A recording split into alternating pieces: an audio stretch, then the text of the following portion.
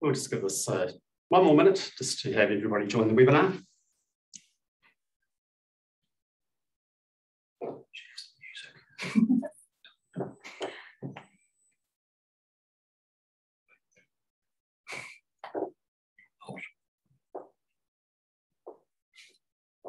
Numbers are just ticking up, and then we'll get underway. We look to stabilise. Wonderful. Well, tēnā koutou katoa, ko taranaki tā moanga, ko pareroa te awa, no puakai aho, ko piu toko whanau, ko Murray toko inua. Good morning, everybody. I'm Murray Pugh, Chief Executive of IPWA New Zealand, and I'd like to welcome you to our webinar this morning with the Department of Internal Affairs to discuss the latest developments in the Three Waters reform. We've got 90 minutes up our sleeves for this webinar, and roughly about the second half of that time is available for your Q&A. So do feel free to submit questions using the Zoom Q&A feature throughout the webinar as we go through. We are recording the webinar, so the presentations and the recording will be available on our IPWA website early next week. I'm privileged to introduce to you Three Waters Executive Director Alan Pragnell, Transition Lead Amelia East, and Senior Policy Analyst Josephine Clark from the Department of Internal Affairs. Thank you all very much for giving us your time this morning. I know that I'm very much looking forward to hearing what you've got to say, and I'm sure that our online audience is as well. So perhaps over to you, Alan. Thanks very much. Joey, do you want to go through a couple of housekeeping bits, or are we good? Yep, I will just pull up the slides and move on to our housekeeping slide. So welcome everyone. As Murray's already said, we will use the Q&A function for this one. Please use the all panellists when posting your questions, and the recordings will be made available. Because we are recording this, we will not be using oral questions, so we will not be using the raise hand function in this one. All right, so look, in terms of the presentation and what we're covering, kind of two key elements. So I'm going to run through where we're at on the reforms, what decisions the government has and hasn't made, what it's proposing in terms of a new system of delivery for water infrastructure services. Amelia will then pick up kind of our early thinking really about, you know, if these proposed entities are to be established, how are we thinking about going about that rather significant task that we would have ahead of us. So if I kick off then with the reforms themselves and where we're up to, I'd like to start with I guess the regulatory part of the reforms. So this really responds to the environment that water services will be operating in future, irrespective of whether there's structural reform of the industry or not. So the government has attended to, I guess, the regulatory failings, particularly uncovered after the Havelock North drinking water event and the subsequent inquiry, but also having had quite a close look at the environmental discharges from water services and the weaknesses, I guess, in that system as well. So the status quo is gone. Taumata Arowai will be standing up probably in November. The legislation it will administer has just been reported back from Select Committee and is in the House, and so is likely to be enacted fairly shortly. So the previous regime of optionality, I guess, around drinking water safety is gone. There is a requirement on all drinking water supplies to provide safe drinking water to the public. Secondly, the second regulator there remains regional councils. They're the primary regulator of discharges of wastewater and stormwater. And Taumata Arowai is going to have a national oversight and accountability role working with the regional sector. So they will, for example, be collecting performance information right across the system and issuing annual reports to the public about the performance of our waste and stormwater systems Are we compliant? Where are the weaknesses? How are we performing over time? So that's something we have not had. The regional sector typically doesn't provide that information to the public. I think a small handful provides some information, but there'll be a lot more scrutiny on that part of the system. I note, for example, about a quarter to a third of all wastewater plants are operating on expired consents. Some of them have been expired for several years, one of them up to 20 years and counting. So there's a lot of work to do on that part of the system. The third of the regulators being proposed, so there will be a trio of regulators, is an economic regulator. Their role will be to protect the consumer in terms of both the price that's paid for these services, but more relevantly, probably, it will ensure a level of investment going into infrastructure to make sure that the asset is kept in good condition. And that's a function we haven't had in the system. And we can see when I get to the further slides about the size of our infrastructure deficit, the price we've paid as a country for not having that. So that's the world that these services are going to be operating in future. The status quo is gone. Whether or not we have any structural reform, there's going to be quite strong regulation, both quality in terms of the drinking water, wastewater, stormwater discharge area, but also the level of investment needed into these services. The government has been working on collecting, I guess, an evidence base about the state of our infrastructure. That's taken several years. There's a huge number of reports and research into that sitting on the Department's Three Waters website. Our latest understanding, informed by the biggest ever data gathering exercise we've undertaken with local government earlier this year, indicates that we've got an infrastructure challenge of somewhere between $120 and $185 billion of investment needed over the next 30 years. So just to put that in context, prior to council signing off the most recent LTPs, the planned investment rate over that period was around about $45 billion. So councils have lifted that significantly, a near doubling of planned investment in water infrastructure. But that still leaves us significantly short of the level of investment indicated as necessary here. We teamed up with the Water Industry Commission of Scotland. That's the economic regulator of Scottish Water over there, to kind of model the information the council's produced and said, as an economic regulator, here's the level of investment I would expect to see on the basis of the information collected. They also had a look at evidence of the ability to deliver efficiencies in water infrastructure across a number of countries and jurisdictions. They've modelled in assumed efficiencies of about 45% that they believe can be achieved in New Zealand over 30 years. I'll note in the case of Scotland, who have gone through reforms quite similar to those proposed here, they achieved that 45% mark in about 15 years. So that may be conservative, and I'll talk to the efficiencies challenge in a minute.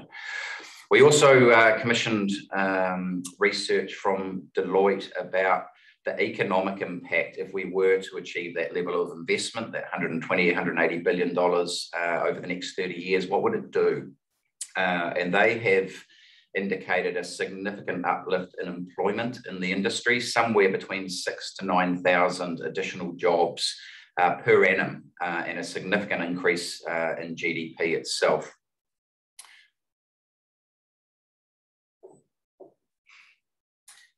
So about efficiencies, we hear some curiosity and sometimes some skepticism about the ability to get efficiencies. I've indicated some of the areas that we think are likely to generate efficiencies in the system. I hear some people talk about the fact that the networks are not joined up into one national network, so there aren't necessarily network efficiencies. I think there will likely be some in some parts of the country, but the actual efficiencies come from a number of areas that derive out of your scale and features of the design. So firstly, much greater borrowing capability. So financing efficiencies in terms of being able to borrow 2 to 3 times as much investment to get that investment underway in the water infrastructure than councils can do. workforce procurement efficiencies, asset management, and so on and so forth. I'd point out that if we were to achieve 45% efficiency over that 30 years, that's only around about a 2% annual improvement in efficiency, and it just accumulates to that 45% over time.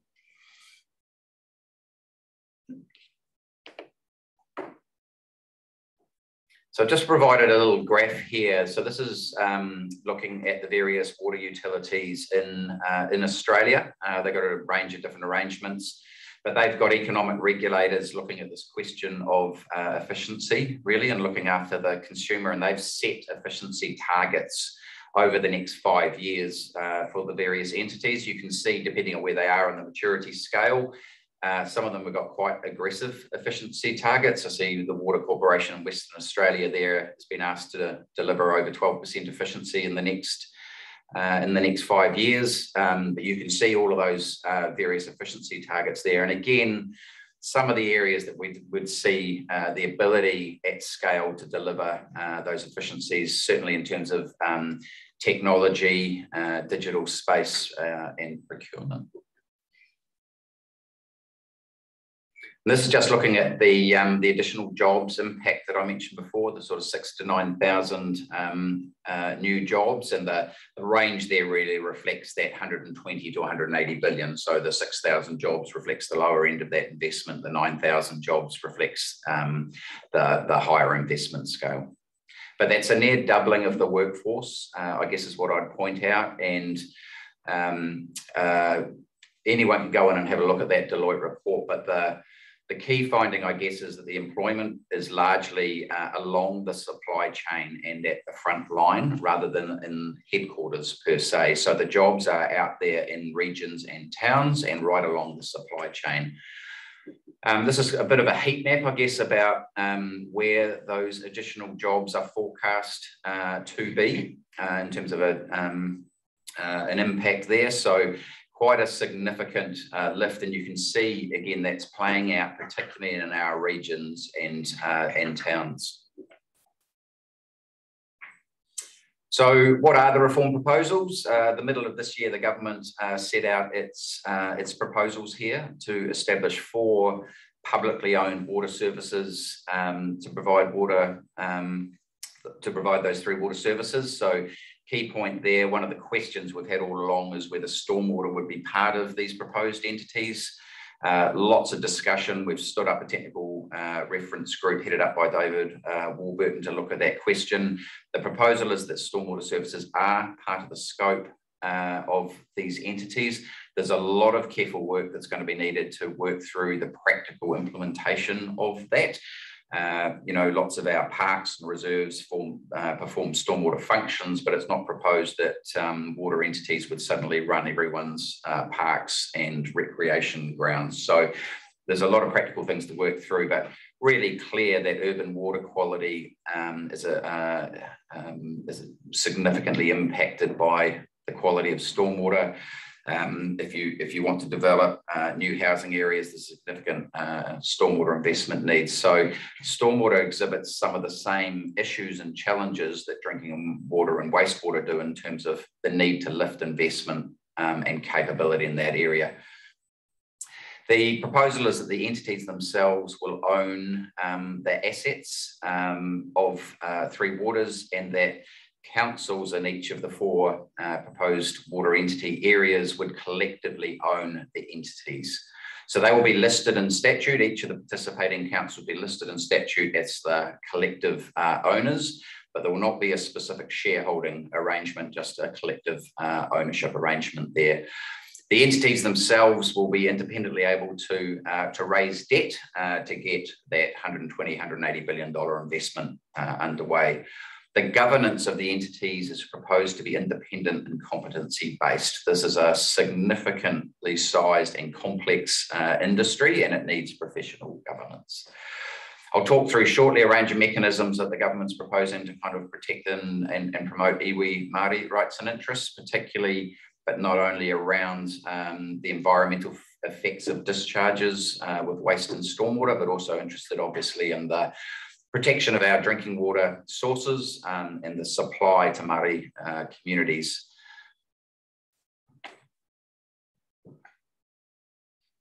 I won't dwell on this one in terms of the purposes and objectives of the entities. What I would just indicate there is that they're there to perform a range of things. Obviously, providing safe, reliable, efficient water services is a core objective, but they're also there to support a number of other factors, such as enabling housing and urban development. One of the handbrakes we have on high growth cities is the ability to deploy the infrastructure needed to support new housing developments, and the financing problems that councils have kind of maxed out the credit card have on that front.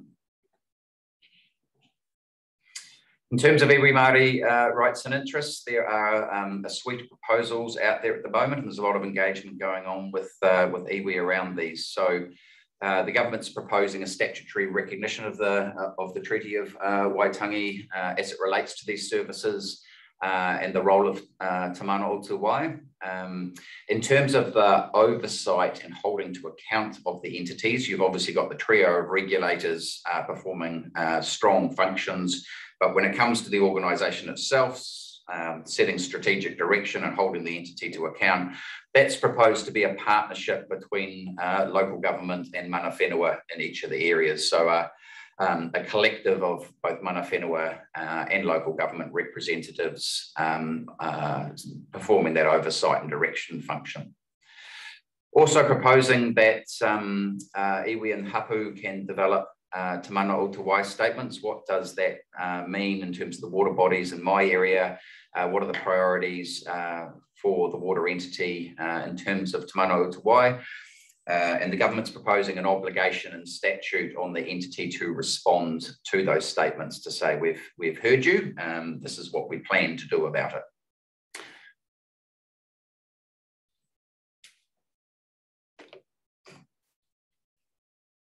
So here are the 4 proposed entities. This is quite a balancing act between the scale needed to get those kind of the investment that we need access to, enough customers to get affordability into the system, particularly for our rural and provincial communities, looking at catchments and scale, but not wanting to go too far in that scale question and not have enough kind of local responsiveness in the system.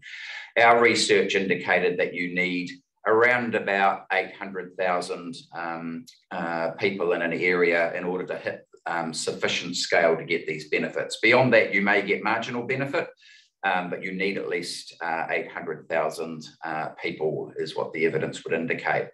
So we've got 4 entities there. Entity A, obviously, because of the size of Auckland, is by far the largest in terms of population served. That's proposed to combine the services of Auckland and the 3 councils in Northland.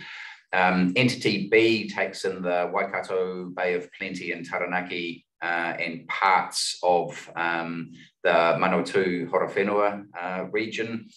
And Entity C there comes down the east coast of the North Island through Wellington and picks up the top of the south. The proposed boundary there coincides with the Takiwā boundary of Ngāi Tahu, which is what Entity D encompasses there with the majority of the South Island. So you can see for Entity B, C and D, relatively similar population bases. The smallest at the moment is Entity B, but it contains a number of high growth areas, and we expect that that would adjust over time. So the government has said it's pretty firm on the 4 entities proposal. What it's really open to, though, is whether it's got the boundaries right. And you can see with the red rings there some areas that Cabinet had some discussion over. So, for example, Thames, Coromandel and the Hauraki area, would it make sense for that to join Entity A around a coordinated approach to the Hauraki Gulf? Taranaki, it's the same as Super Rugby, you know, are they Hurricanes or are they Chiefs? And this one, they're a Chief. And obviously looking at that top of the south area as well. But there's the government's proposal. But the government's absolutely open to feedback, which we think will play out over the next few weeks, but also potentially through the select committee process. So this graph here is just to indicate to you a core part of the design here is intended to achieve the separation of the balance sheet between the water entities and the councils as collective owners. And so the reason for that is shown on this graph. The dark blue bottom line there indicates that if all councils went to their borrowing limits to invest in water infrastructure, that's how much investment is available. But because the rating agencies are prepared to allow a standalone water entity with pretty much guaranteed revenues from households and businesses, there's a significant additional borrowing capability for the entities above and beyond what councils are simply able to do. And so you can see when the question comes, how are you going to finance that $120 to $180 billion? This is where the additional finance is unlocked. You can see even in 2021, a collective trebling of the investment capacity in the system. The ability to pay it back comes from the collectivising of much greater levels of community. So rather than a small Mackenzie district in the South Island having to pay its own way as a small ratepayer base, collectivising that and getting efficiencies into the system brings the cost to households and ratepayers down significantly as against no reform. This is a very difficult diagram to read. It's intended to kind of map the various elements of the system that I've been talking to here on a page. On the left-hand side, you can see the trio of regulators that I indicated, Taumarara on drinking water and oversight of that environmental system, regional councils regulating the discharges to the environment, the economic regulator looking after the household and the consumer and businesses' interests, but making sure that there's enough investment going to the system to look after the asset. Sorry. The middle part of the diagram goes through the oversight arrangements I talked about. So local authorities, the owners of the entities on behalf of the community, partnering with mana whenua to provide the oversight on behalf of the community of your entity in a particular area. They are proposed to appoint an independent selection panel to appoint the professional governance onto the entity board. So I've talked about the entity ownership. Just to be really clear again, the proposal here is that local authorities are the collective owners of the entities on behalf of their communities, and holding the entity to account is a partnership between local government and mana whenua in the area. The government's heard quite a lot about concerns around privatisation proposals from a future government. So they've put two mechanisms in place. Any proposal to privatise an entity would require a 75% majority of that oversight group. So that's the iwi, mana whenua in an area, and local government would need a 75% majority. And even if they agreed to that, it would have to go to a public referendum, requiring a 75% vote in favour of the proposal to proceed. So the government intends to legislate that arrangement into place. There are some other features of the design that make it difficult to privatise. The proposed role of mana whenua, both in the oversight of the entity and the various rights and interests being woven into the new setup, would make it very challenging for any commercial operator to give effect to. There's a proposal to mean that no dividends can be returned to owners, no financial dividends, and operating surplus is likely to be driven by the economic regulator to be reinvested back into the water infrastructure area to get on top of that infrastructure deficit. We hear a lot about community, where's the community voice? If we go up to a really large degree of scale, how will my small town be looked after? Or if I'm a metropolitan city, am I just cross-subsidising the others? How does investment get prioritised? So I've talked before about the representative group providing the strategic direction, holding the entity to account in terms of its performance. But these entities are proposed to have legislated responsibilities, much like councils do now, to consult. So they will be required to consult communities on all of their strategic intentions, their investment priorities that are being proposed, the prices they propose to charge If, for example, they want to install water meters going forward, they will need to consult communities on the case for that, hear the feedback and make a decision, just like councils need to do now. I'd also relate to the trio of regulators. They are there to look after consumer interests in terms of the quality and safety of your drinking water, the quality of the wastewater, stormwater discharges, and the level of investment and the pricing to protect consumers. So there's quite a number of features of the design that are intended to actually strengthen community interests in water infrastructure. The Ministry of Business and Innovation and Employment is responsible for the proposed economic regulatory regime. I would anticipate a consultation document on that regime coming out in the next few months. Another area we hear about is what's the relationship between the proposed entities and where growth occurs. Obviously, infrastructure is a key enabler of growth.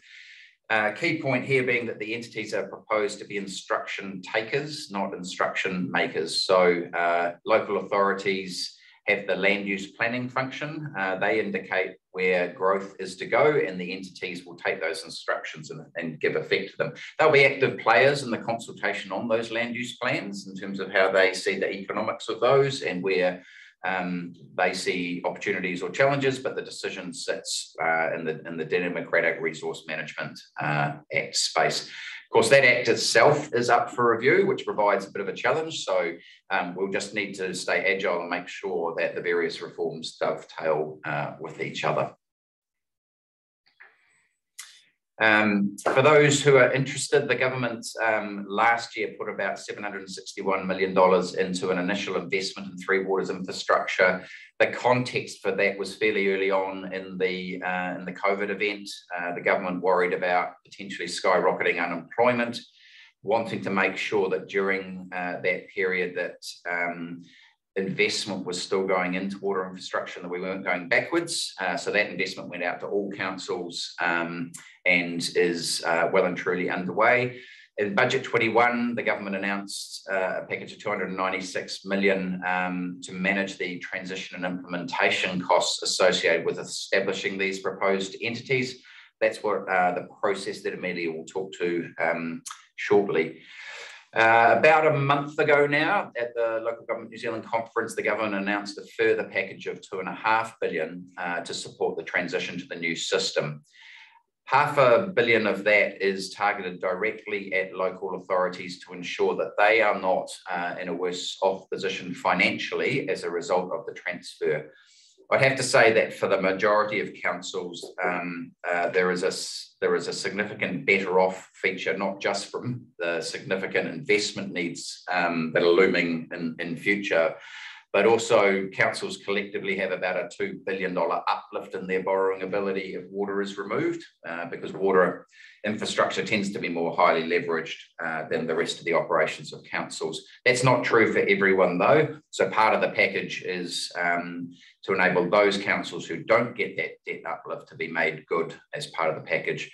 The other half of the $500 million package there is to provide a couple of years worth of funding to all councils to address any stranded overheads that they may have from 1 July 2024, when the entities are proposed to go live, to right-size the business, while we have a Future for Local Government investigation going on about what the future role beyond water might look like for councils. The $2 billion package is not this time targeted at investment in water infrastructure. It's proposed to be allocated to councils participating in the reforms for them to invest into their communities and their role post-water. So what's going on right now? One of the other announcements made was that Local Government New Zealand and the government have entered into an agreement around the reforms. LGNZ has been a member of the Three Waters Steering Committee for over a year now. Their position is that the case for change nationally is compelling. And we've agreed to a fairly intensive 8-week period of engagement, particularly, but not only with local government, to to make sure that councils understand the proposals. There's a lot in it. There's a lot of dense information, and not all elected members are across those. Also, the government said, tell us what you think about the way that we're proposing to design these entities. Are there ways that we can strengthen local accountability? Have we got it right? Have we got the boundaries right? It's not a decision-making period. It's not the period yet in terms of public consultation. It's really an opportunity to kick the tyres and get an understanding of the reforms. At the end of that period, the government will take all that feedback on board and outline the next steps in terms of how decisions will be taken and what the reform pathway going forward is. Just finally want to acknowledge, and this will be the case for many of you, there's a lot going on. And you know, we hear this from local government, iwi, that there's a lot of reform activity, resource management reforms, the process underway to have a look 30 years on from the 1989 reforms about the future role of local government. We've got regulators being established at a more practical level in the water area. We've got the NES for drinking water coming through. Obviously, there's an NPS freshwater being implemented as well. So there's a lot of change in this area coming through. And so that no doubt will be a bit of a discussion point. I'm going to hand over to Amelia now to talk through, I guess, our early thinking in terms of transition and implementation if the water entities were to be established, and then we can unleash all those questions. Thank you, Alan, and thanks, Joey, and thank you to everyone on the webinar today joining us. So as Alan introduced, I'm just going to talk through our early thinking on the establishment and transition activity. And this is very much on the how. Alan's been talking about the if. We've really been doing this on kind of an early no regrets basis. And it doesn't preempt any decisions on whether the reforms will proceed as proposed. But look, ultimately, we've got to be ready should they do. So this is about being match fit and prepared on the assumption that at some point the reforms will be going ahead. So what does that mean, and what does the transition work programme look like? We have two key principles that we hold at the heart of all our activity. The first one, this is about advancing the government's reform objectives, but it has to be with the sector and it has to be alongside with stakeholders. This is not something that is done on our own without all of the stakeholders involved. We've got to work together. And the second real fundamental principle is that we support the objectives of the reform in as smooth a way as possible. This is about having an efficient, effective, and minimising disruption to communities and consumers. We talk about the 1st of July 24 date, which is currently the expectation for when service delivery of water would transfer to these new entities. And it aligns with the local government LTP cycles. And look, success for us from a transition perspective is on that 1st of July date, the taps still run and people still get paid. So what can we do to minimise that disruption to everyone on this journey? We also talk about the transformation opportunities. In its kind of simplest form, transition is really about getting us from the current delivery to the new delivery providers. But transformation are about all of those efficiencies that Alan was talking to earlier. How can we transform the sector into a future fit sector? What are the opportunities? And this is about far more than just the next 2 to 3 years. This is about the 30-year horizon. So we all, you know, in 20 years in the future, if the reforms have gone ahead, we're all really happy about the kind of changes we started to make, the new opportunities for the workforce, the new training opportunities. So how can we really change and move things forward in a way that will be great for the sector? So in terms of transition and how will it be delivered, just wanted to kind of give you a very kind of rough framework. So this is very much the form rather than too much of the function, but the form is proposed to be a national unit at the centre, and that's really to kind of help coordinate the direction for the overall reforms and ensure consistency and efficiency across the country, noting that there are 4 entities. You don't want, you know, one decision that could be made easily to be made 4 different times and spend money coming at the same answer. So that the national unit is really there to help the government meet the outcomes of the reforms. But we are keen that the local establishment entities are set up as soon as possible. So those are ultimately the water service entities. So under the current proposals, entities A, B, C and D, up and running as soon as possible prior to service delivery, to really start to take ownership of all of those local matters, get the ownership, get the buy-in, get the management, get everyone really humming on the ground, because there's a lot that needs to be done by those entities, definitely not by the centre. The transition unit as a concept needs to work really closely with councils and representative groups. So this is definitely not something that's done by government on its own. A lot of the sector expertise sits within councils. There's obviously a lot of other professionals out there, but there is a true on the ground expertise that we can't do without within transition. So we're working at the moment about how we can work really closely with councils through whether it's secondments, technical working groups, but also always being mindful that there is a very, very challenging BAU programme going on at the moment. Councils remain responsible for water service delivery until the transition, 1st of July 24. We looked at, again, one of Alan's earlier slides show that the industry looks like they've almost doubled what the expectations were of the LTP. So we're just very mindful that transition to the new entities isn't at the, I suppose, expense of what is left behind. So how can we strike that really fine balance between ensuring we've got the right people working on water service delivery now and supporting councils, as well as getting the right people helping on that transition. One of the other areas we really want to ensure that we get right is ensuring a structured engagement with the water industry.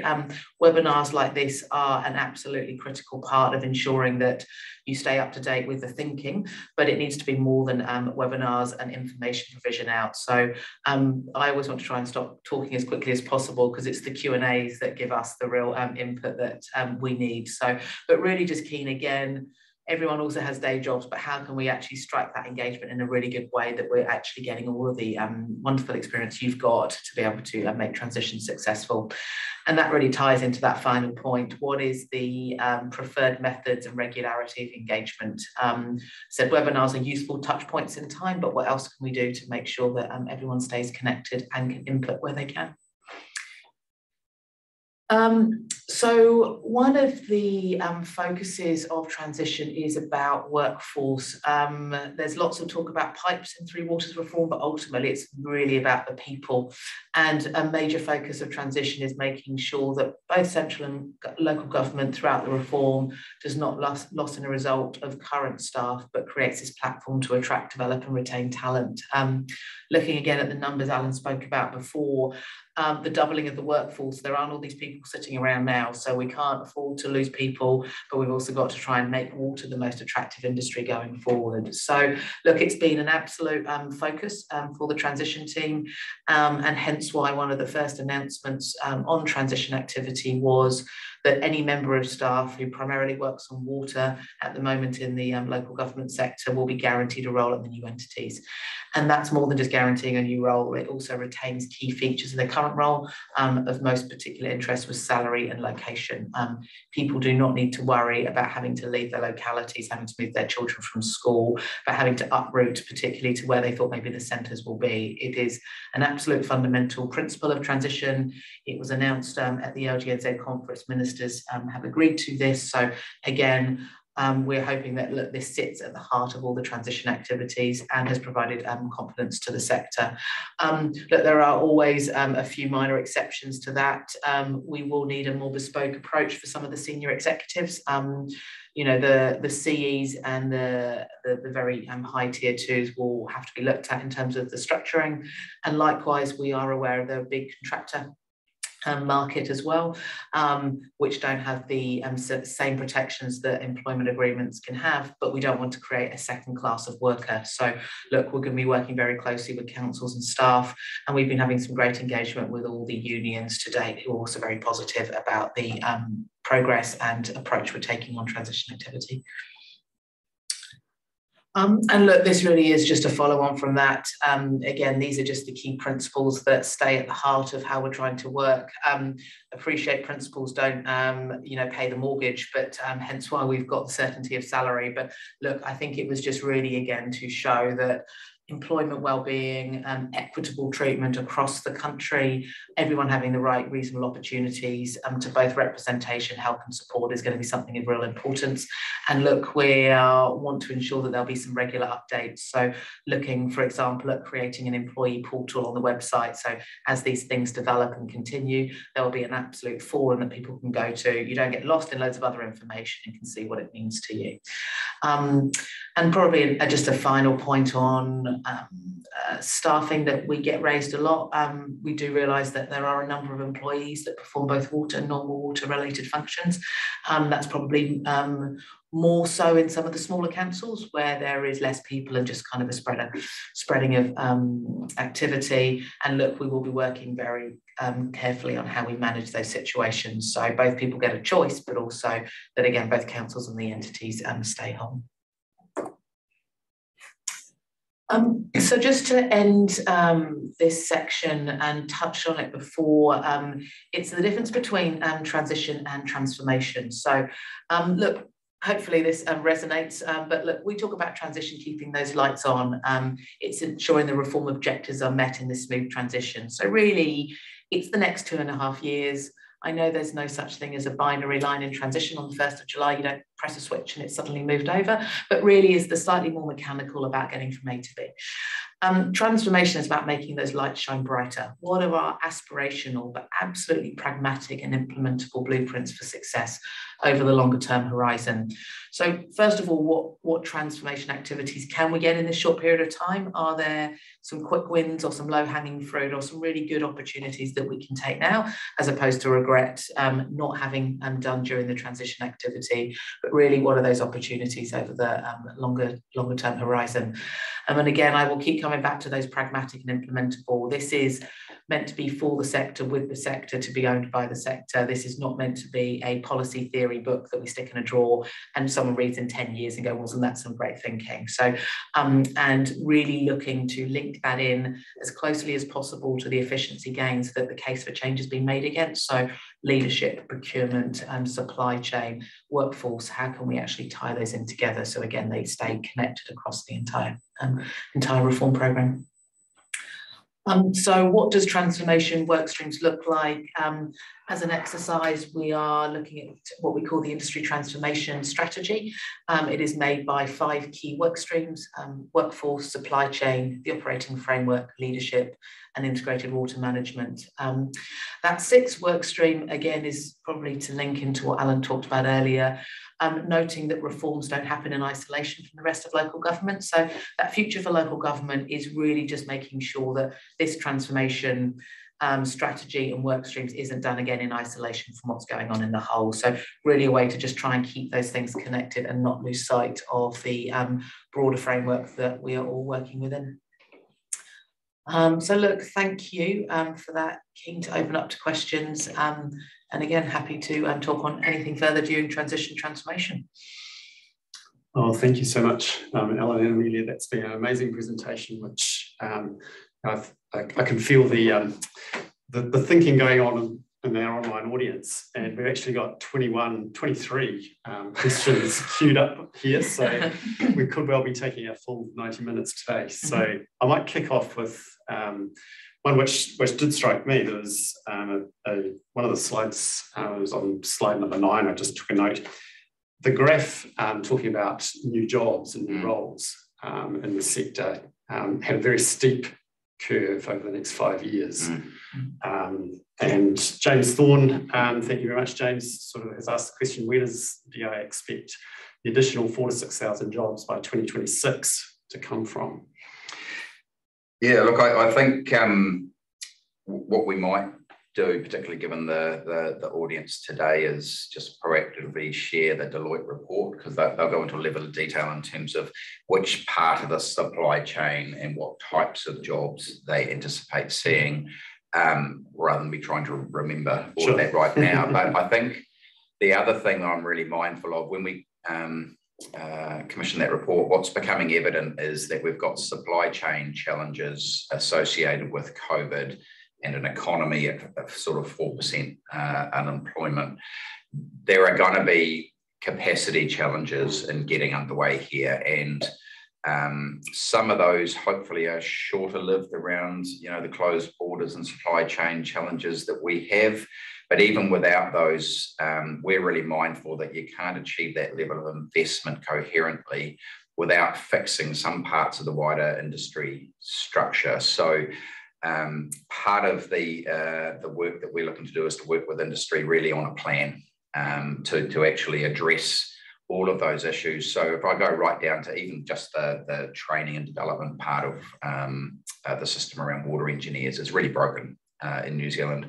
We've got a current labour workforce there that's average age in the late 50s, I think, and a significant cohort heading towards retirement. So we've got a lot of training, development, retention, and supply chain challenges that I think we all need to get together and go, how are we actually going to execute that $120 to $180 billion of investment?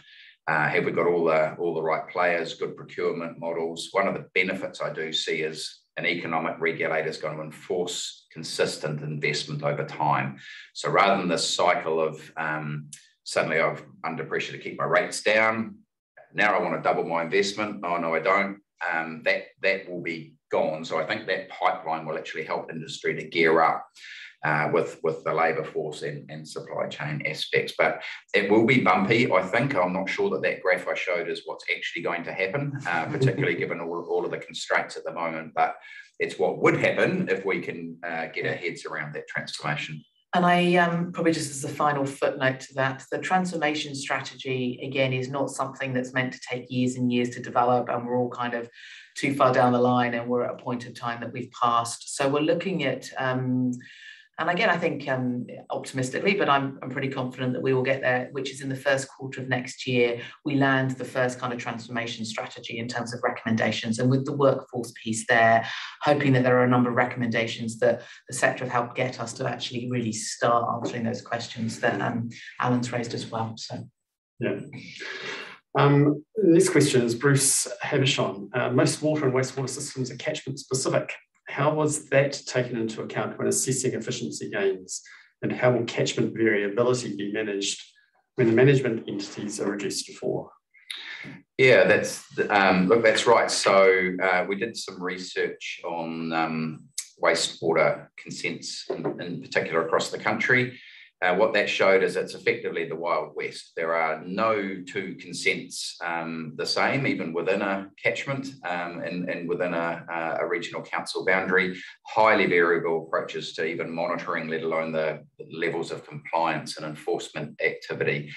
One of the proposals the government's got that it's looking at, particularly with Taumata Arawai working the regional sector, is can we get some better consistency into the consenting of wastewater? We invest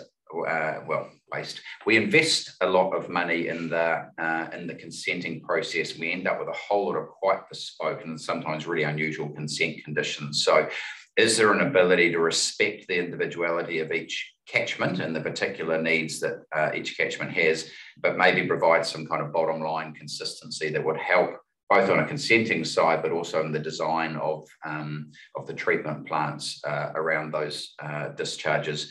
I did indicate that while there may be some network efficiency, lots of the efficiencies don't relate to the question of the design of that network and the bespoke nature. There are significant investments in terms of technology, procurement, more strategic asset management planning.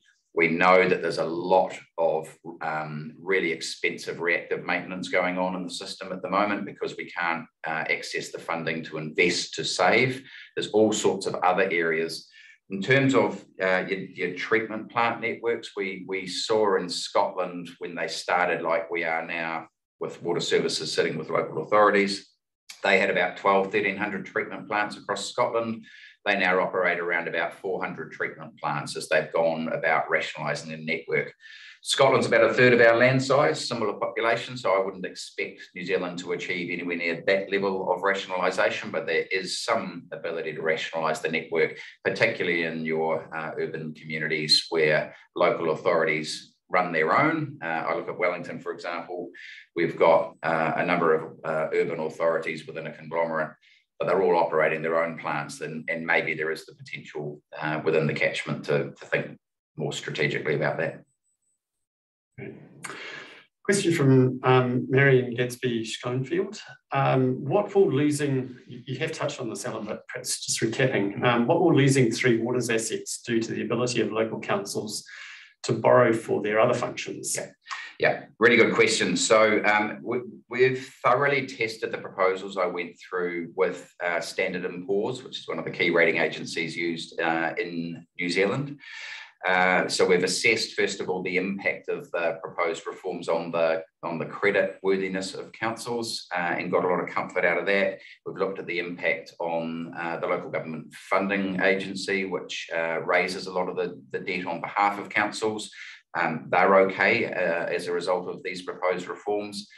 Councils collectively actually have an improvement in their borrowing position of about $2 billion. So that's $2 billion of borrowing capacity to invest in communities that this unlocks if we move water over here, which again can access 2 to 3 times as much investment for water. So that's true across the system, but of course each council's individual position needs looking at, and that's why that No Worse Off package is intended to make good the borrowing position of about 9 or 10 councils in the country who are in a slightly outlier position. For example, they may have almost no debt associated with water, in which case removing the water revenues does have an effect on them, and there's a need to provide a payment to them to maintain their borrowing capacity. But in general, councils are financially stronger as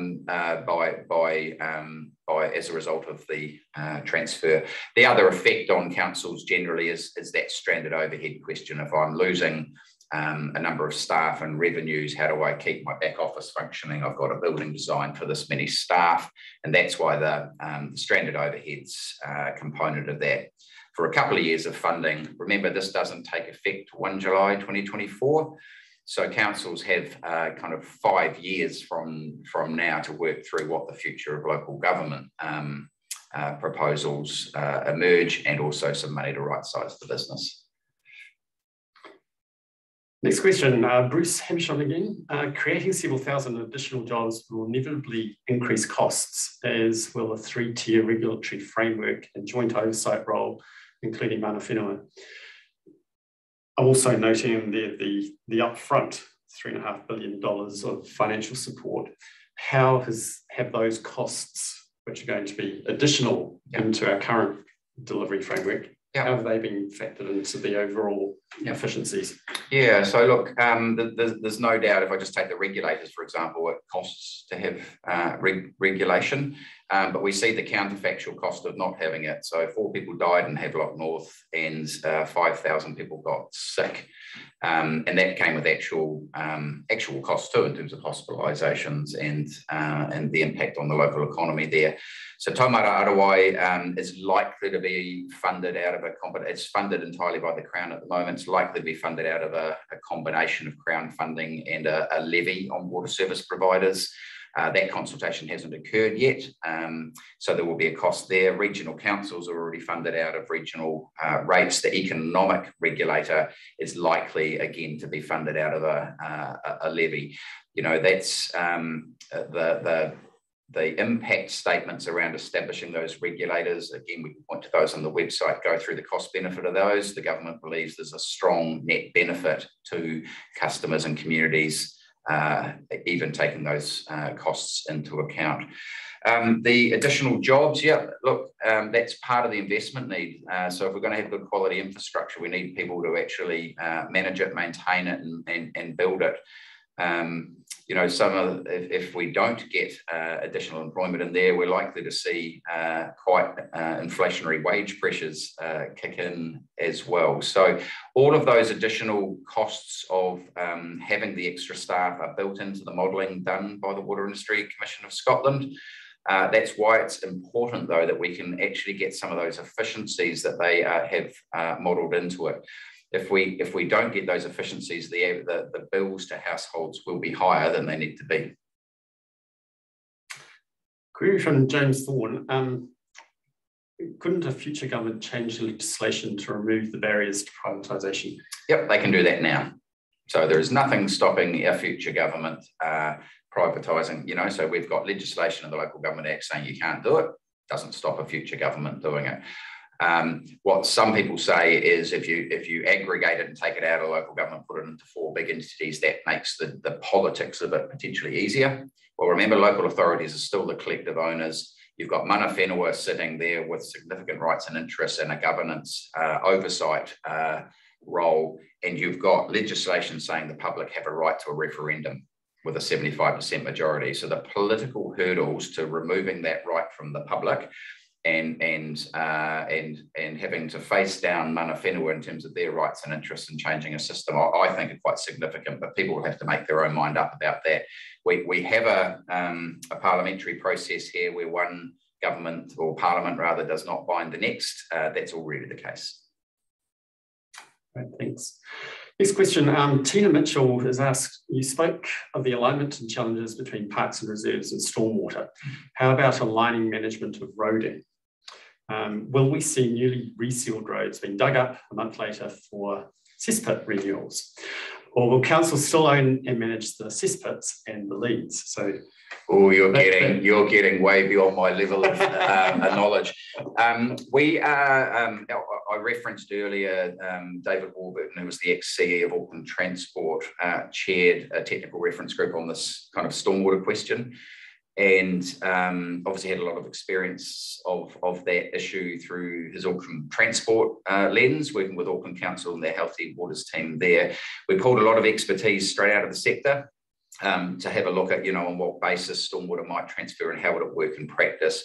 We're likely to release the report that they have finalised recently, probably in the next week or so, which goes through a principles base. I do recall looking particularly at the stormwater and roading interaction and how that would work. It's going to require cooperation between various entities. You already have a bit of that now between NZTA and local authorities, but I'll point you to that report when it comes out. Yeah. It is one of the challenging areas. I guess it's that, does your team have good linkages in with Waka Kotahi for understanding that? Oh yeah, absolutely. So they've been around the table, and certainly Waka Kotahi had a keen interest in the protection of the roading asset and the stormwater works that go around that. So they've been very close to that work. Yeah. Tina Mitchell again. Borrowing ability. What would actually stop central government from providing additional funding provision to councils without the reform?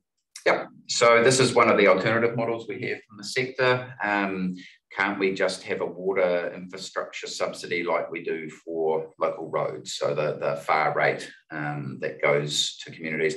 You could. I would indicate, first of all, the transport subsidy that goes to councils is funded out of fuel taxes and bits and pieces, so there is a funding source for it. There isn't one established at the moment, so I suspect you would need something in the order of $2 to $3 billion a year. That amount of money is more than your average government's entire annual budget, new expenditure for health, education, etc. So you've got the challenge of where would you get the funds from. I guess the next thing is you absolutely could do that. That's another way to do it, but you would not get the efficiencies. Councils fragmented as into 67 units are not going to derive the level of efficiencies assumed in here that derive as a function of scale. I think it's very unlikely that you'd be able to have an economic regulator in the system regulating those small councils. It would just break a council to actually provide the level of information an economic regulator would require. So it is a way of doing it, but it's a much less efficient and therefore more expensive way of delivering the same service than the government's proposals for households.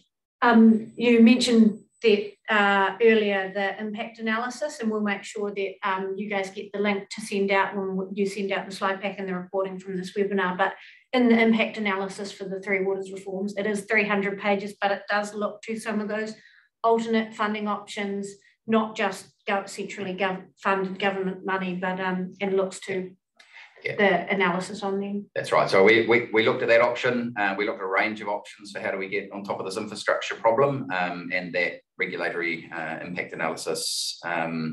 If you really want to, it's 300 pages long, but you can go to the particular parts of it and look at kind of the pros and cons of that argument. This is I think it's a bit of an implementation detail question, but it's sort of interesting. Robbie Peacock's asked, have there been any thoughts on how collection of 3 water rates will work? Yeah, good question. So in pretty clear in the medium longer term, the entities will need to they'll have to consult and set prices and charges, and they will need to collect them directly. So it'll be a direct charge to households, businesses, customers. But we do have to think through carefully the transition of that. We have large parts of the country where you pay for the water services via your rates bill. And I'm aware that the way our system works is the rates bill is paid for by the house owner. And for about 40%, 35 to 40% of people renting, they're not currently paying that bill directly. So we've got to kind of work carefully through in a transition sense. Some reforms I've seen overseas have had local authorities collecting it on behalf of the new water entities for a period of time, or do you go straight to a direct collection? But in the long term, that's what they'll need to do. Okay, question from Matt Thomas. Is it intended that the national unit is going to also develop and provide a single central asset management system that all the agencies will use, i.e. a single source of data for all decision making, and also a common program and common project management framework and supporting systems? So perhaps talk about that national unit. Yeah, I can take that one. Look, the answer is we don't know yet, but I think the main point is the national unit will be looking at all of the information. So we start in what I call the discovery phase from various functions, whether that's asset management, whether that's digital data, whether that's workforce. So we have to understand what the kind of current state of play is. So it's that discovery stock take. And then the national unit has to kind of look across and work out where probably a national consistent principle would be better versus maybe some regional allocations. So we'll be working very closely with the sector and the new entities to think about, for example, whether a national asset management practice is appropriate, and therefore this kind of, and I can already have my own views on it, but I think the point is you need to kind of go through most of those subject matter experts to kind of work through what we've got and what do we think is best for reform to achieve. But when you look at the new regulatory environment, you've got 3 regulators there, and consistency of data, consistency of approach definitely has its likely benefits. But as I said, we haven't landed onto particular answers for anything when it comes to those. It's more that we'll be working with the sector to see what we've got and what we think is both best for transition, but also in the longer term. So what do we want to see in 5, 10, 20, 30 years as well? It sort of strikes me that data standards over the last 30 years in the roading sector have come a long way. Yeah, that's right. Plenty to go. The water sector has got perhaps a longer journey in front of it. Yeah, look, I think that's right. So the question is how best you do that. Is that a national thing? I know there was a lot of work done on possible metadata standards for water some years ago. But as Amelia says, that's something that you want to talk to. One of the challenges we've always had here is, you've got the Waka Kotahi function sitting in the centre to help drive some of that standardisation. And of course, in the absence of the old Ministry of Works, we don't have a water-based national organisation to drive that. So this may be the opportunity. Question around the debt funding packages. So this is Michael Godingham. Just for clarity, which one of the support packages is for council water debt, or are the support packages for other council liabilities? We've heard that water's debt transfer is separate from these packages. Yeah, good question. So the government's proposal is that the water assets go to the new proposed water entities, but so does any debt that a council's currently sitting on associated with water. So that just happens. So I've got $100 million worth of water debt associated with my assets. That is wiped off my box. So if you're Kaipara, for example, who had ran into trouble with a wastewater plant upgrade, they're still carrying a good chunk of debt associated with that. That would move to proposed entity A in and of itself. As I said, for most councils, that's a good thing and results in a collective $2 billion uplift in their borrowing capacity after the transaction. But there are a small handful of councils, about 9 or 10 councils, maybe got low debt or whatever, for whom that's not true. And so part of that $500 million, part of the $2.5 billion package, is to make sure that that small handful of councils aren't in a worse borrowing position as a result of the transfer. So for that last bit of the package, is that in effect the government purchasing the asset? No, so good question. So the government's not proposing to buy the assets. For a start, the government isn't owning the entities. The entities are being owned by local government on behalf of their communities. So why would a community buy the asset of itself? It doesn't make sense. But what is being proposed is, if you're taking the asset, you need to also take the debt associated with the asset, because that's the unpaid for portion of the infrastructure. So it's not a buyout. It's the community owning it now, but owning it into the future on a larger scale. Okay. James Thornton's asked, can you elaborate on the opt-in and opt-out decisions for local councils, whether the thinking has changed and what needs to happen before if reforms are going to have? Yeah, well, look, this is the great elephant in the room and the subject of much political theatre at the moment. So the government laid out a process late last year that indicated an opt-out, opt-in kind of decision for councils. Indicatively at that time, they said probably the last quarter of this year. As the government's gone through the case for change, it's really clear that it believes not only is the national case for change strong, but every single community in New Zealand, including the likes of Auckland and Christchurch, are better off under reform than without it. The challenge is a whole lot of what-if scenarios being posed right now by elected members about what if someone X opts out? So if Christchurch opts out of entity D in the south, there's no doubt that the economics of that entity don't work. What if, we've heard Mayor Goff with some unease around the governance accountability parts of the proposals. What if Auckland is not in? What does that mean for the councils in Northland for an entity A? And all of those scenarios are going to have to be weighed up by the government. It's in this process of intense engagement with local government at the moment to hear kind of pros and cons and ways to strengthen the opportunity. And do you agree that the case for communities being better off is compelling? Get your head around the package to make sure councils are no worse off financially. In fact, many of them are better off financially. And then it's going to consider all of that and lay out the process for taking decisions. Likely that will come out probably sort of October. Perhaps a question for Amelia here from Francois. Are the entity employees going to co-locate with the council employees, or will new offices be stood up?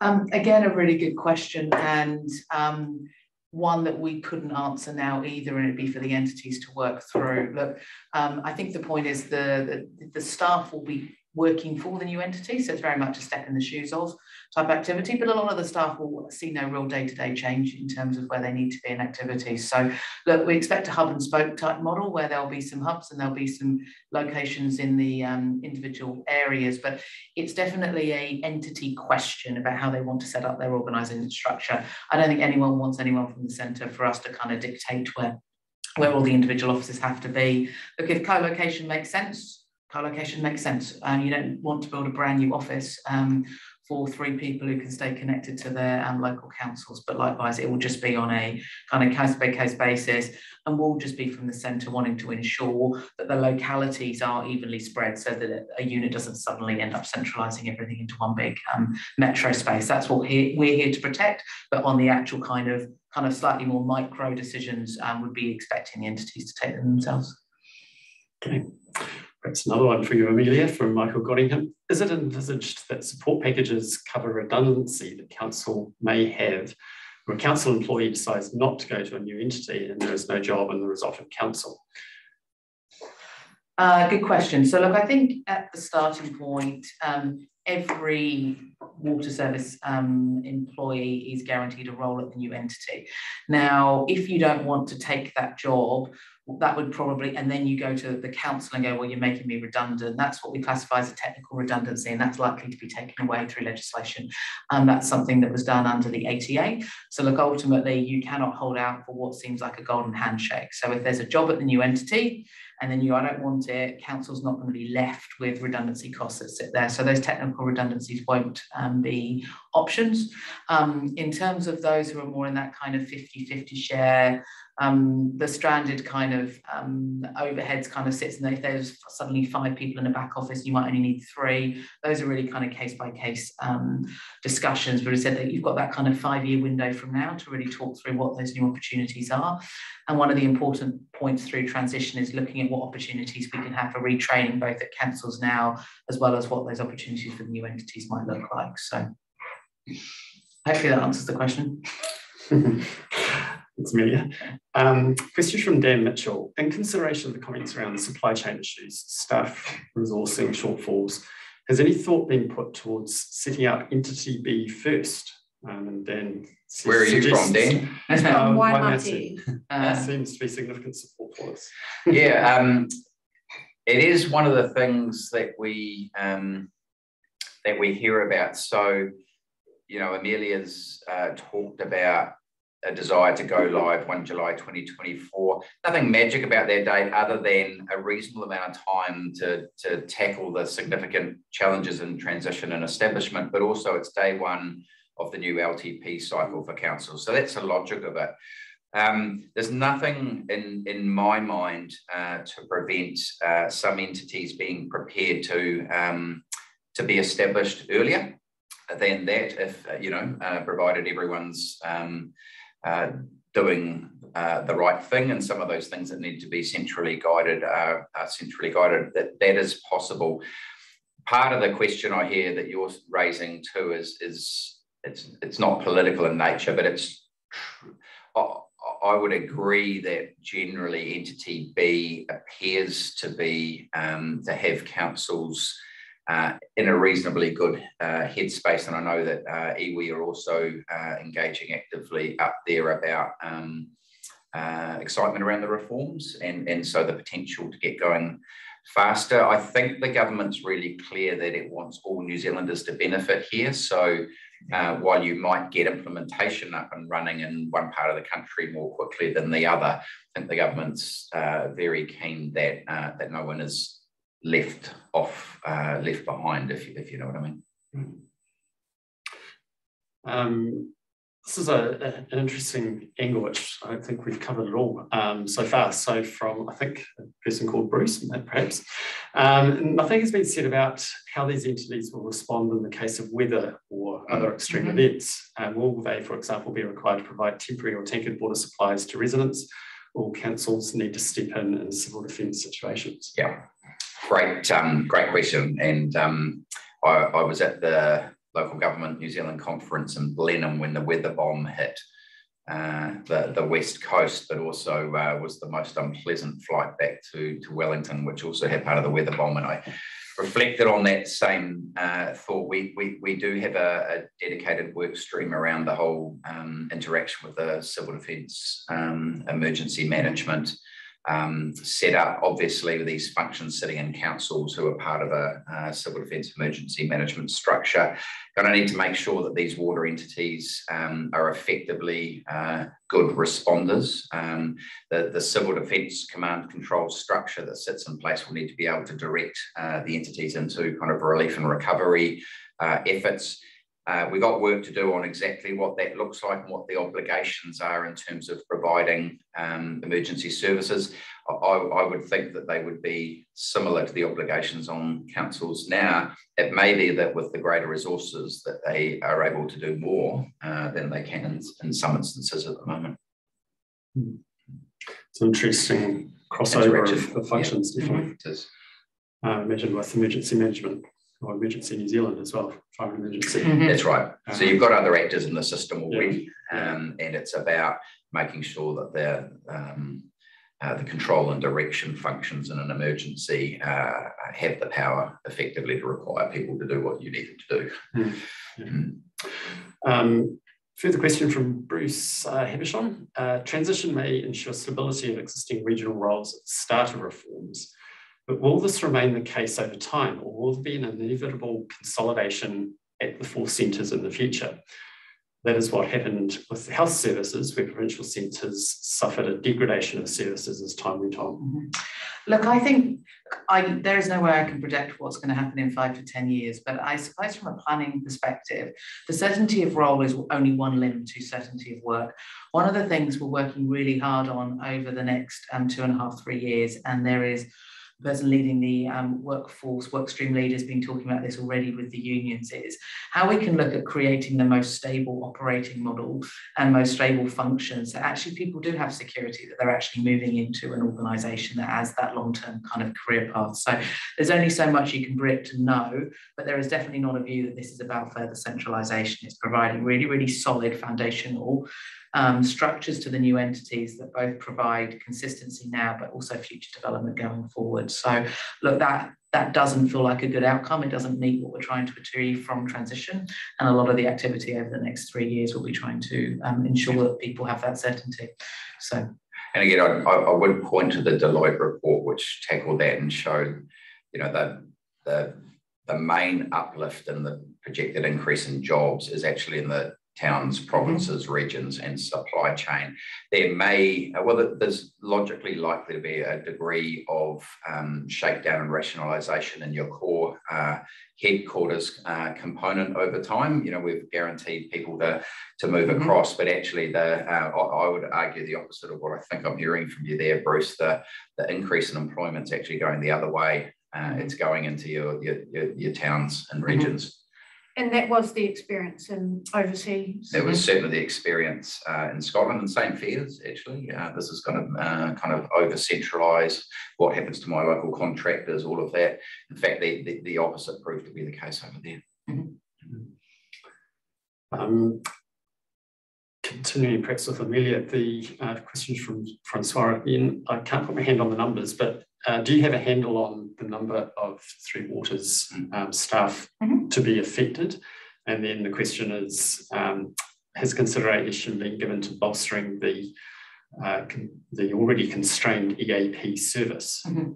So in terms of the answer to the first one, the RFI data collected show, based on that, it was about 4,900 staff are seen to be delivering water across the services. And when I see use that word staff, it's actually probably worker, because there is a mix of both employees and contractors with that. Look, that is a starting number. One of the critical path activities for transition is what we are doing is a discovery, far more deep dive into actually what is the water provision in terms of number and people and what are those arrangements. But, you know, that is kind of a working number at the moment. So I think that was the first part of the question, sorry, in terms of, I need to write this down. And in terms of EAP services, look, they are, don't get me wrong, they are constrained, and there is a lot of challenge in terms of making sure that people get support. That is one of the fundamental principles of wellbeing, and EAP services is one that we are looking to ensure access to. If that shows to not be providing the services that we need, we will be looking at other routes and mechanics for that. So potentially some kind of shared services arrangements that people will have access to other kind of type of employment type, whether it's personal counselling support or just what does this mean for my job, or kind of career opportunities and coaching. So there are some elements there that we will look to provide, but staff wellbeing will be at the core, and if EAP can't provide it, we'll look elsewhere. A question from Steve Browning, which I think popped up on the panellists panel. So have you contemplated the workforce capability that will be required, the skills and competencies that the expanded workforce will need to be trained in and to be delivering the desired outcomes? Yes, but I don't necessarily know what they all are yet. So Connexus are doing a study at the moment as well that was following the COVID-19 funding. So Tech provided some areas to look at that exact question about what are the future needs, training opportunities required. So that's underway. transformation strategy also has a particular training and working stream. And look, we are hearing from the ground where areas of particular needs are. I do think we are also taking, though, a future-focused approach. Some of the digital changes in the kind of just environment might make some shifts to what are the absolute needs required. So what does digital innovation actually mean to the workforce as opposed to what we need right now? So again, they are all very live questions. There's some people who can probably answer this in a lot more detail. Deloitte talks about a stop date. Connectors has already got some work on what this might look going forward. So I can definitely say they're questions that are being fully explored. We need to explore further with our organisation too. Yeah, that's right. And I guess the point is that, you know, the department is looking to be a catalyst to kind of lead out on the work, but ideally this would be an industry agreed plan and an industry led execution. That's where the skills for this lie. Yeah. I'll move on to some of the questions which have just been posed anonymously. We've got around about 5 to 10 minutes remaining. So the consultation you speak of that the entities will be required to take part in with residents, will these be in the form of binding referendum, or will the unelected boards be able to simply ignore concerns of the community? Where is the protection that would normally be afforded through elections? So there's a few aspects to the question there. So the kinds of consultation obligations I indicated that the entities would have in statute to consult on things like investment priorities, pricing and charges, the idea of water meters. The elected members you talk about right now don't do referenda on those questions themselves. They consult with the community and they set an annual plan. They consult with the community on a water meter issue and they take a decision.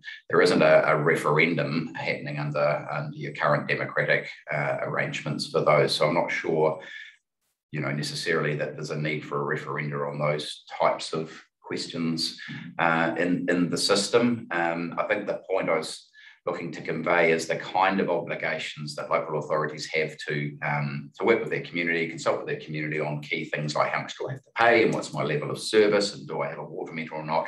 Those obligations are going to be placed on the entities as they are now.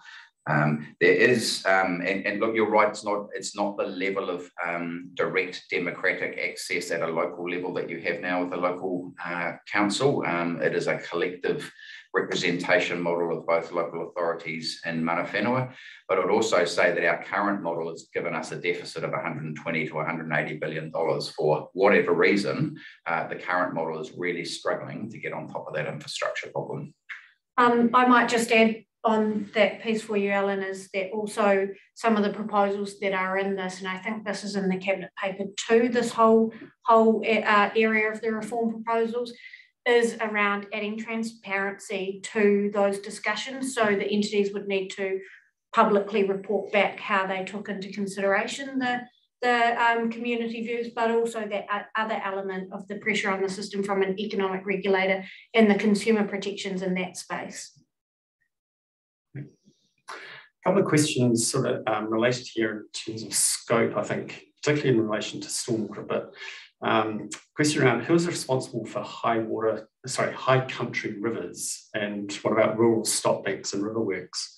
I'm sort of thinking of the flow down, the downstream effects in terms of stormwater. Yeah, so this is all part of the consideration that we gave to that stormwater technical reference group in the report that I hope will come out in a year or two. One of the key frameworks they looked at was how critical to the performance of a stormwater network is an activity or a piece of land or a reserve or whatever, and is it predominantly for stormwater or not? So if you take a sports field, it may be critical to the performance of a flood event or a stormwater event, but it's not predominantly for stormwater. So the land ownership should stay with local government. It's a sports field, but you'll need an agreement between the local authority and the entity to make sure that it can perform its stormwater function when needed. And so that's the kind of principled thinking and framework that they've set out. And then, of course, you've got all sorts of particular issues to work through as you go. But But I would point you to that, and as soon as we have it, we'll put it through to you, and you can distribute. What was the time for it? I think probably about a week away. All right. Yeah. Cool.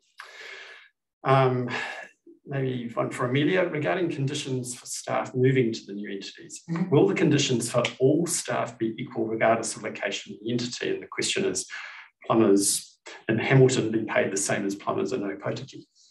Okay, so you're talking about pay rationalisation as well as there's also terms and conditions. So we're looking at protecting core terms, but we are not expecting 5,000 people to be on different terms and conditions when you move over. So there will be looking at some rationalisation of the kind of agreements that people sit within and actually making these great places to work. So those apply to kind of flexible working policies as well as, access to work, all of the things that sit behind. They're not going to be 4,900 people moving on different terms and conditions. But when it comes to pay equity, look, the pay rationalisation at the moment is protecting what you're on, and then the entities will need to look through about how that provides, because there's nothing worse than sitting next to the person who gets paid more just because they've inherited more money. But there definitely is going to be some kind of locational, regional based approaches. So whether that's from a banding approach or the strategic pay, one of the things the workforce team is looking at is how that might look like as an environment going forward. But again, a very critical entity based question. At the moment, we're looking about protecting the now and therefore how we can have best rationalisation after that. Okay. This question we sort of covered a little bit, but this is a slightly different perspective on it. Economies of scale. Currently, money spent in small communities is largely retained in those small communities. The trade-off of economies of scale is the risk to small local businesses and suppliers currently supported by local government. Yeah, so I think there's a couple of things I'd indicate there. I think the modelling that the Water Industry Commission of Scotland undertook indicates that many, if not all, of our rural and provincial communities have significant water infrastructure investment needs, and so that work has to happen. I know that the Minister is concerned around that question of local contractors and local employment.